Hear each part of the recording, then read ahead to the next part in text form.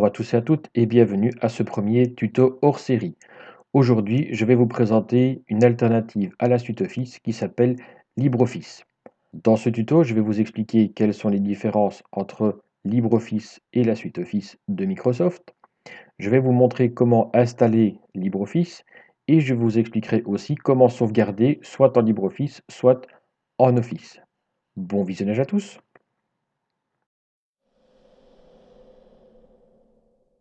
Première chose ici, comparaison entre Office et LibreOffice. Les deux sont ce qu'on appelle des suites, c'est-à-dire un ensemble de programmes regroupés sous un même nom, suite Office d'un côté, LibreOffice de l'autre. La suite Office a été créée par la société Microsoft, alors que LibreOffice a été créé par la société The Document Foundation. Microsoft Office comprend un ensemble de programmes dont Word, Excel, PowerPoint, Outlook et d'autres programmes. La suite LibreOffice, en fait, est une copie très fortement inspirée de la suite Office et qui comprend à peu près les mêmes programmes, c'est-à-dire un traitement de texte, un tableur, un document de présentation, etc. Les versions que l'on peut trouver actuellement dans le commerce pour la suite Office sont Office 2019 et Office 365.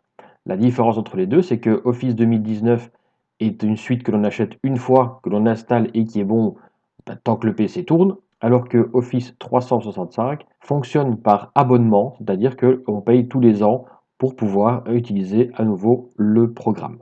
Au niveau de LibreOffice, on a deux programmes qui font plus ou moins la même chose. D'un côté, on a OpenOffice et de l'autre, LibreOffice. Ces deux suites sont plus ou moins pareilles, mais d'après mes recherches, il y a plus souvent des mises à jour sur LibreOffice que sur OpenOffice. Donc c'est pour ça que dans cette vidéo, je vous conseille d'utiliser LibreOffice. La plus grosse différence, c'est que les suites Office sont payantes. Comme je vous l'ai dit, Office 2019, on l'achète une fois. Office 365, on doit le payer tous les ans. Alors que les suites OpenOffice et LibreOffice, ce sont ce qu'on appelle des programmes open source. Donc ce sont des programmes officiellement libres et donc gratuits. Et ça, c'est quand même pas mal. Outre le côté payant, les deux ont leurs avantages et leurs inconvénients, des points forts et des points faibles au niveau de l'utilisation. Moi personnellement, ça fait à peu près 19 ans que j'enseigne la suite Office, donc elle a ma préférence, même s'il y a des défauts. Il y a certaines choses qui sont un peu plus faciles à faire en Office qu'en OpenOffice, mais ne nous cachons pas que même la suite Office a quand même des gros défauts, surtout en Word, où parfois ça a tendance à faire un peu n'importe quoi. Mais donc, personnellement, je préfère la suite Office, mais la suite LibreOffice est tout à fait valable et très utile pour ceux qui n'ont pas spécialement envie d'investir des sommes phénoménales dans la suite Office ou de prendre des versions craquées qui sont tout à fait illégales. Donc, LibreOffice est quand même un bon compromis pour avoir quelque chose d'efficace et gratuit.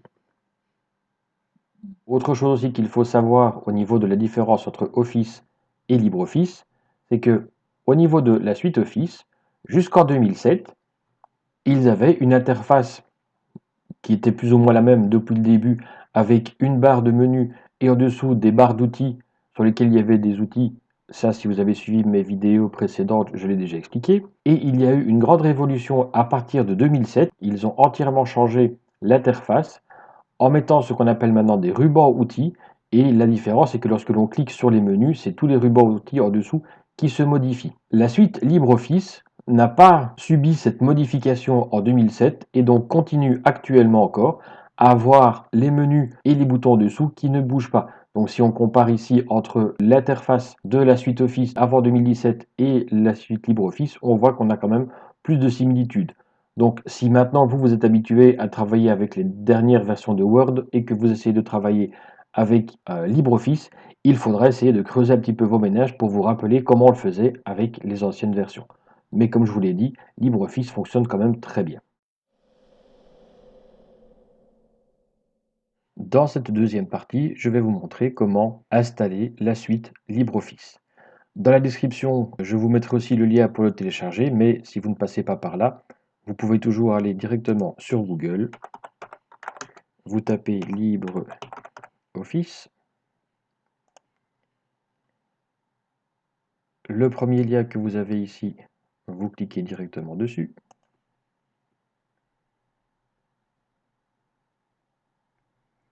Vous arrivez donc sur cette page-ci qui vous propose la dernière version en date. Vous remarquez qu'en dessous, il y a d'autres versions, mais ici, on va télécharger la dernière version.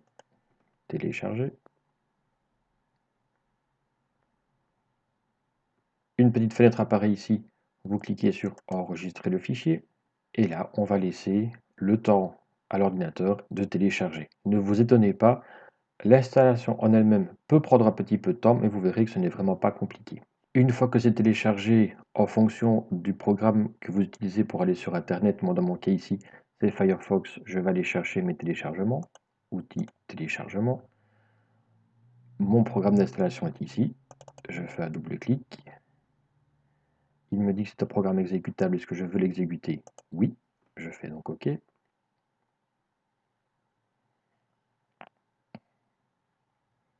J'arrive donc ici sur l'assistant d'installation, je vais faire suivant, normal, suivant, créer un raccourci sur le bureau, oui, installer,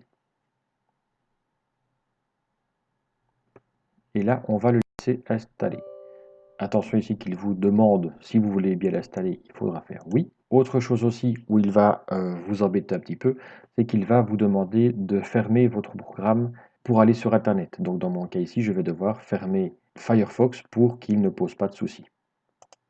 Là forcément, ici aussi, en fonction de la vitesse de votre connexion, de la rapidité de votre ordinateur, ça peut prendre un petit peu de temps. Voilà, ici, il m'a déjà créé le raccourci sur le bureau et vous le laissez simplement télécharger et installer son programme sans souci. Voilà, ici l'installation est terminée.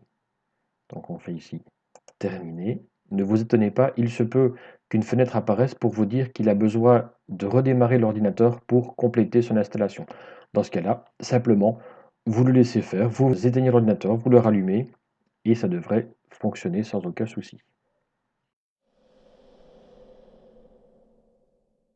Troisième partie, une fois que le programme LibreOffice est installé, on va le lancer. Et ici, contrairement à la suite Office où vous avez directement le choix d'ouvrir séparément les différents programmes, ici, il faut ouvrir LibreOffice et c'est une fois que le programme est ouvert que vous avez le choix ici entre la possibilité de faire un document, donc Document Writer, c'est l'équivalent de Word, classeur Calc, c'est l'équivalent d'Excel, présentation Impress, c'est l'équivalent de PowerPoint, etc. Si ici, je fais un double clic pour ouvrir l'équivalent de Word, on se retrouve ici donc sur l'interface que je vous ai montré tout à l'heure. Et donc ici, vous pouvez travailler sans aucun problème avec pratiquement les mêmes boutons que sur les anciennes versions de Word et on peut faire pratiquement la même chose. Chose qui est importante à savoir, c'est qu'il peut y avoir des problèmes de compatibilité entre LibreOffice et Office. Si je prends mon exemple ici, je compare Writer avec Word, tous les documents qui sont faits en Word pourront être lus sans problème par Writer. Mais l'inverse n'est pas forcément vrai, car il n'y a que les dernières versions de Word où ils se sont dit que tout compte fait, ça serait quand même pas mal de pouvoir lire les documents faits par Writer. Et si vous avez des versions de Word un peu plus anciennes, ils ne pourront pas lire les documents faits avec Writer. Mais ce n'est pas grave, parce que lorsqu'on sauvegarde un document, fichier enregistré sous, de base ici, il va sauvegarder le document en OpenWriter, c'est-à-dire en .odt, Open Office Document Text, mais on peut, si on veut, changer le type de fichier.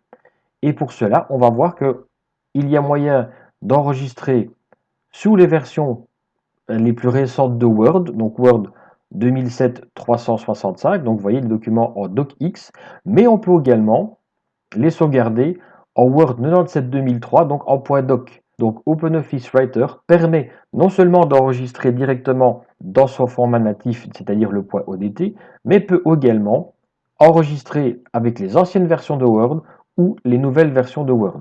Et donc c'est très pratique car ça vous permet de pouvoir créer des documents avec LibreOffice, mais d'en faire des documents Word et donc vous pouvez les envoyer à des personnes qui utilisent Word et qui pourront les lire sans aucun problème. C'est tout pour aujourd'hui, j'espère que ce tuto vous aura plu. On se retrouve bien vite pour la suite. Au revoir.